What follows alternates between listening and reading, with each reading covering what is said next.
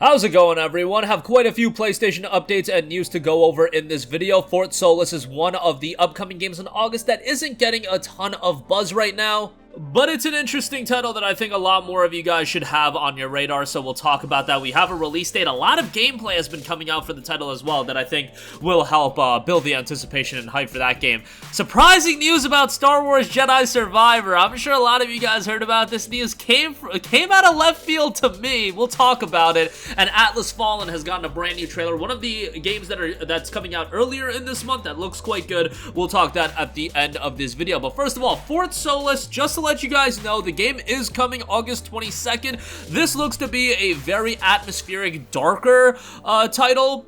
Definitely story-driven. It's got that walking sim element to it, so I don't know if that's going to push a lot of people away, but the ambiance to the game looks fantastic. We already have some information about the game. I've talked about it, briefly in previous videos, but the game notes set aboard a deserted mining facility on Mars. Players must solve the mystery of the missing crew, make crucial decisions, and escape the compound. To commemorate the announcement, the developers, that's the announcement of the release date, by the way, the developer has put together a new Welcome to Fort Solis trailer offering a tour of the title mining station, ranging from its barracks to its labs to its greenhouse. Much care was taken to create a facility that could be believably hosting a crew, yet remain coolly indifferent enough to drive one mad. Fort Solis is the product of corporate industry, a massive and inhospitable base set amidst the blood-red wasteland of the Martian desert. Fort Solis has you assume the role of engineer Jack Leary as he spends the longest night of his life on an isolated mining base on Mars. Explore Fort Solis station at your own pace, gathering clues from its bunkers, labs, crew quarters, and its harsh, stormy surfaces to understand what enigmatic fate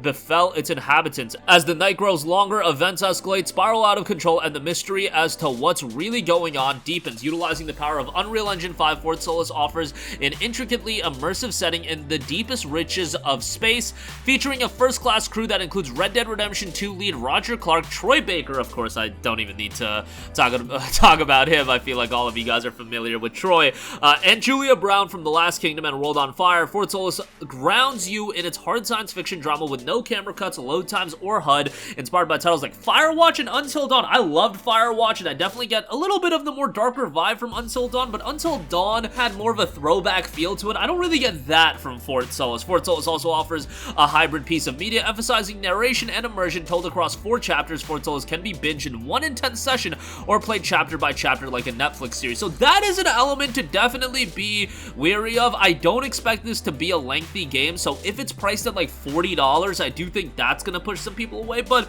you know what, sometimes we do need these shorter experiences to give us a little bit of a different style of experience compared to everything else that's on the market. Like, you'll get your open world action RPGs, and we have one to talk about later in this video, but sometimes it is good to get a game that's a little bit more straight to the point and you can complete it rather quickly. Now, if you're the kind of person that likes to get the most bang for your buck, most value out of your dollar in terms of plays time, well, then I can understand why a game like Fort Solis may be something that would be, okay, I'll wait for a sale to buy this one. But I think the game looks quite good, and I definitely think you should have it on your radar. It's a PS5 console exclusive as well. You know, if that's something that tickles your fancy, I don't know. Some of you guys love your exclusives, so it will be coming to PC as well. The Steam page is already live, and the game itself is out August 22nd. Moving on from that, man, oh man, did I find this information a little bit surprising, startling, jarring.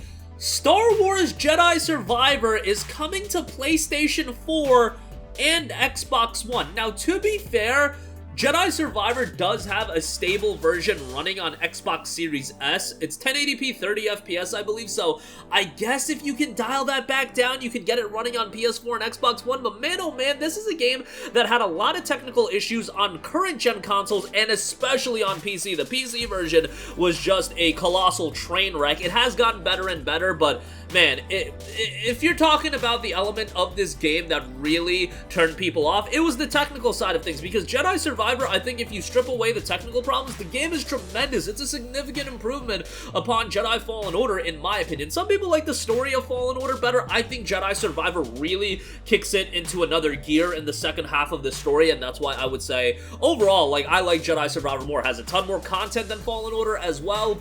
especially if you're trying to 100% the game. Look, these days, there aren't a lot of games that I complete twice right away. Jedi Survivor, even with the abomination that was the PC version, and I played this game on PC, I completed this game twice, the standard playthrough and on New Game Plus, and I loved it both times through. Like, I just really enjoyed Jedi Survivor, and it's a shame that the technical issues were what they were. Now, on PS5 and Xbox Series, you know, for some people, playing that 30 FPS mode worked well enough for you, but yeah, trying to play it on PC when the frame rate legitimately dipped down into the 15s, that was a wild experience. That was at launch, and, you know, seemingly it has gotten a lot better since then, but everybody's experience on PC is going to vary a little bit, but it coming to PS4 and Xbox One is surprising to me. Like, maybe I don't have my finger on the pulse of people that just have a PS4 and Xbox One, and let's be real, people that are gonna watch our videos, you're more of a hardcore gamer. You're gonna have a next-gen console, so for my audience, you know, the idea of a PS4 and Xbox One release, it's a little bit of a head-scratcher, but maybe they look at the numbers and they still see a lot of value in bringing these games to PS4 and Xbox One, especially when you're talking about an IP as big as Star Wars. You probably can get a little bit more mileage out of it, especially come the fall when it is holiday season and people are looking for stuff to buy. You know, Star Wars is just something that's going to stick out to people. Maybe I can kind of see Jedi Survivor doing well on PS4 and Xbox One, and maybe the cost of investment for creating a port to PS4 and Xbox One, maybe that's just not substantial, and they'll get definitely a sizable amount of revenue out of it. It's just a little bit startling to me because Jedi Survivor, the main issue was its technical shortcomings, and the fact that we're getting a last-gen version of the game, that's just a little surprising to me, to say the least. But I love the game, and we'll see how it turns out. These days, the game is starting to go on sale. I know GameStop had it for $49.99 as a part of their Pro Week sale, so might be something you want to check out. I love the game again. Like, I'm a broken record, but one of my favorite games of the year outside of its technical issues. I would still rank Resident Evil 4 Remake above it, but I thought Jedi Survivor was just fantastic. But lastly, I do want to note that Atlas Fallen has gotten a brand new trailer, the Lords of the Sands trailer. Fly over the sand world of Atlas like a fool. Atlas Fallen is a new epic fantasy action RPG where you battle legendary creatures in superpowered combat. Just released in-depth footage showcasing its high-octane action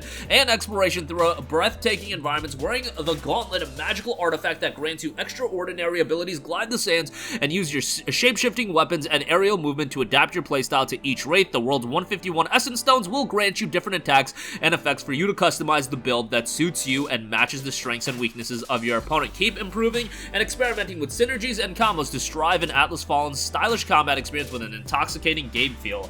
The game is also seeing a more budget price point. Now, it's $60 on console, but it's also $50 on PC, which I do find a little bit surprising. You know, these days, more games than not are moving to a $70 price tag, so to see a little bit of a discounted price is nice. It is coming from Deck 13, a talented studio, so hopefully they drop something of quality here, and the game itself, do expect it to have a sizable amount of content, even though it's $10 cheaper than a lot of other games. Like, this is a game that I expect you to be able to sink quite a bit of hours into it, given that there's going to be a lot of collectibles and things of that nature. So, yeah, one of the games that's going a little bit under the radar right now, but really, Atlas Fallen is kicking off that wave of a lot of big releases coming out for the rest of the year. So, I do see this game having a bit more attention than normal when it comes to it, and especially because it has been a little bit of a drought in terms of big game releases since really Final Fantasy 16 came out. I feel like it's been a little bit more quiet, but that'll do it for me. Again, Fort Solis is coming August 22nd. Star Wars Jedi Survivor, surprising news coming to PS4 and Xbox One. We'll see how that turns out. And Atlas Fallen gets a brand new trailer. That's going to do it for me. Sound off with all of your thoughts in the comment section down below. Thank you for watching, and goodbye. Hey guys, we hope you enjoyed the video, and if you did, make sure to hit the subscribe button, and if you're already subscribed, do us a favor and hit the bell icon. This way you'll be notified whenever we post a new video. That's the best way to keep up with all of our uploads, and we usually try to upload 2 videos a day. And with the bell icon hit, you'll be notified whenever we do upload a video. As always, thanks for watching.